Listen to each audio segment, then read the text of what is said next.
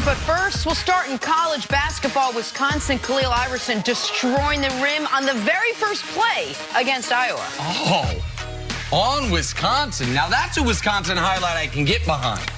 I like that.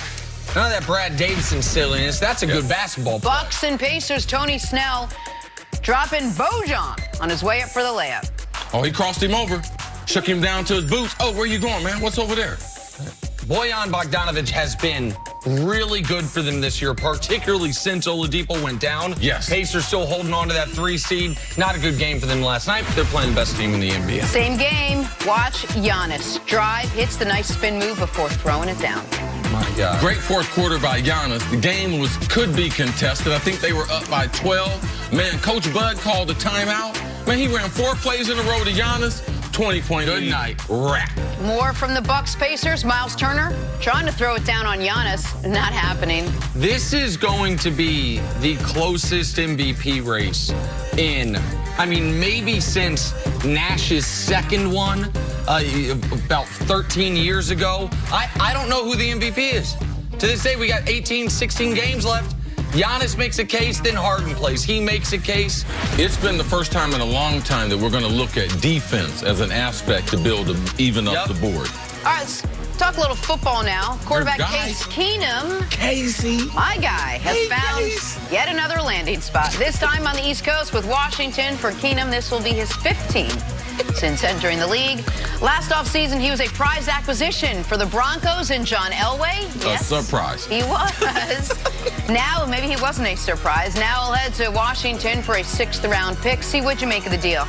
Man, you're talking about 2 teams that are desperate. Let's go with Case first. They've already made the trade for Joe Flacco. It'll be made official on the first day of the league year. So he knew he couldn't be a starter there. They were paying him starter money. They realized, like, okay, you're just a placeholder. You're not a franchise quarterback, which most people in the league, that's what they have as a scouting report on Case. And the other side, Washington, Alex Smith. Unfortunately, with the surgery, everything's gone bad. They don't know if he's going to play in 2019, 2020, or ever play football again. So they were desperate for a quarterback, for someone like Denver last year, a placeholder, until they can get their franchise quarterback. And the deal for which they came to, they swapped some late picks. Denver gives him a $500,000 signing bonus, decides, I'm going to pay you half your salary for you to leave out the door. All right, so Case, that's how bad they wanted to get rid of him. Washington's going to pay him 3.5. The Broncos going to pay him 3.5, and the Washington Redskins have their starting quarterback. I love this move for Washington, not because I think Case is a great player, but he's better than Colt McCoy. And unless Washington was going to try to get in the Josh Rosen sweepstakes, that we don't even know if it's a real sweepstakes because we don't know if he's actually. And they'd be probably heavy competition. Absolutely. You'd give up certainly much more than a 6th swapped with a 7th-round pick. The draft compensation is almost negligible here. And this is basically, he's not going to play for us, so we want to get at least some of his salary off our books. So we'll pay half of it, as Steve mentioned, for you guys take the other half of it. It's not a big cap hit the way they structured it. Absolutely right. And so they needed to do that because of how they had structured his original contract and then bringing in Flacco's high-dollar contract. For the Broncos side of it, I got to tell you, if you ask me right now, make a bet, bless you, who has a better year in 2019?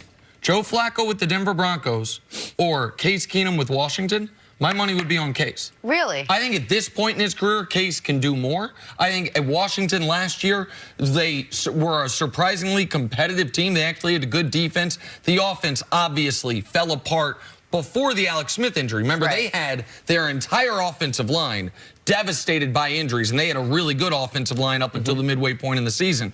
So for Washington, there's no risk involved in this. You hope that Alex Smith can come back in 2020 because they are paying him a ton of money. That extension just kicks in this year. But I like this move a lot for Washington.